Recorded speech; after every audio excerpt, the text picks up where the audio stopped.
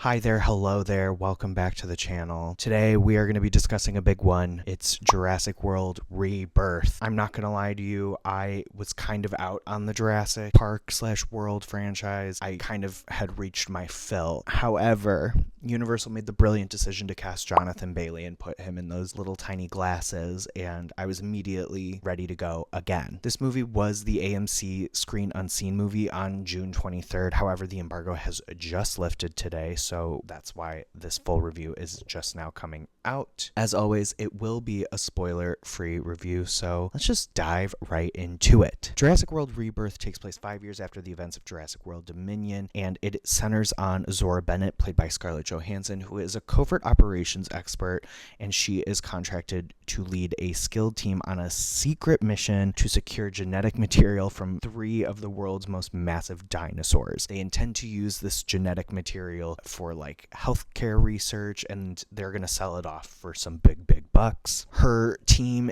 overlaps with this civilian family stranded at sea, and both groups end up stranded on an island down at the equator, and you can guess what happens from there.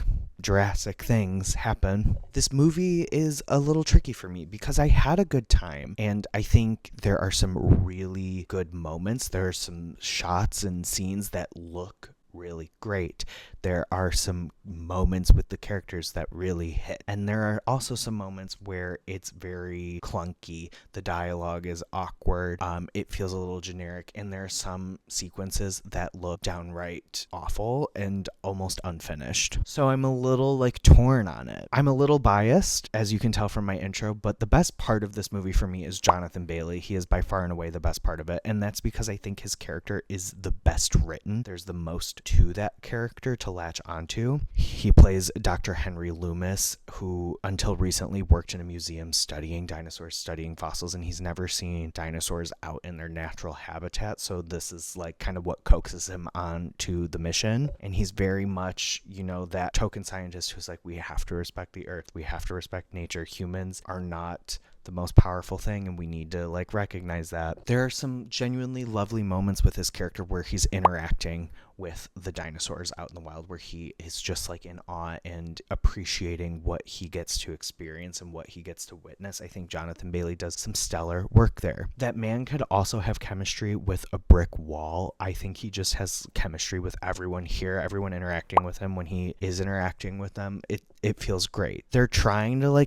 put ScarJo's character and Jonathan Bailey kind of together, and sometimes it works because of him, but I don't totally buy it from the other angle. Scarlett Johansson, for example, is just playing woman in action movie. She's really trying, and she's not bad. It's just how that character's written, and the same goes for the whole cast. I think we bite off a little more than we can chew, though, with the amount of characters. We have the whole operations team, and then we have that family of 4 that intersect, and we are constantly bouncing back and forth between them, and I just think it really slows down a lot of momentum that we could be building. It really takes you out of it. That being said, there are some really great sequences in here. I won't spoil them specifically, that really have you on the edge of your seat and are really effective in creating tension and creating the drama and getting you invested. On the opposite end, there is moments, and there's one scene in particular that I know a lot of people were very excited for that looks not great. It looks barely finished. You can totally tell it's a green screen. It's not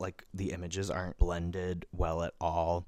So that was very frustrating. That was the first moment I was I don't know, because I was pretty in for the first chunk of it. The plot is a little generic as well. I appreciate what they're trying to do to advance the threat of the dinosaurs and how they've evolved now and where they stand in the modern world. However, it's pretty beat for beat what you'd expect. I knew what was going to happen pretty much to every character, because there are some characters you can tell are designed to be more in danger than others, and that's all I'll say without spoiling anything. I did appreciate that they really tried to incorporate environmentalism, and they really tried to get into the healthcare complex. They're getting this material to sell off for a lot of money, but Jonathan Bailey's character repeatedly is shouldn't this go to everyone? So we're constantly debating between doing this for the good of everyone versus a profit. However, it is just very surface level.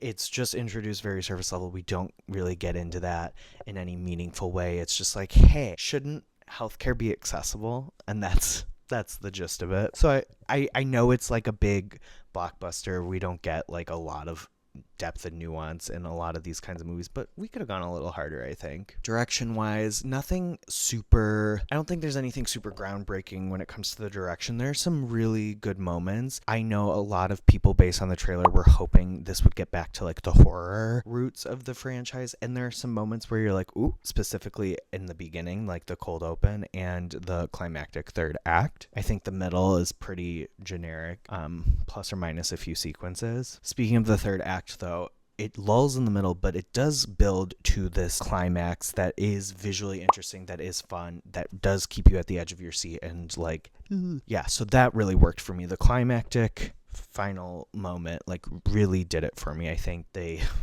took them almost 2 hours, but they found their footing there. And again, like when this movie is like leaning into being like scary, I think it really works. I think it is effective. When they're just kind of like running away or like a dinosaur is like lurking near them, it's not so effective. But there's some like stuff that really get into like the horror-y elements that worked for me. I know I don't sound so hot on this movie, but I had a good time, you know, it was fun. It's never gonna reach the heights of that original, and like just like on a visual standpoint, it's like night and day, you know. I also am just kind of wondering like how much more story can we draw from this property. I feel like we're really tapping out on it. Not a bad time at the movies. There are worse ways to spend your time. It's a step up from where we have been the previous few movies. I know the bar is quite low, but you know, it's a step up. I gave this 3 stars. I don't think you need to run out and see it, but like you won't regret your time, I guess. Thank you so much for tuning into another review. Make sure you subscribe to my channel where I do all sorts of movie and TV reviews. I do all sorts of pop culture lists. Make sure you like, comment, subscribe, share, follow me everywhere, and I will see you on the next one. Bye!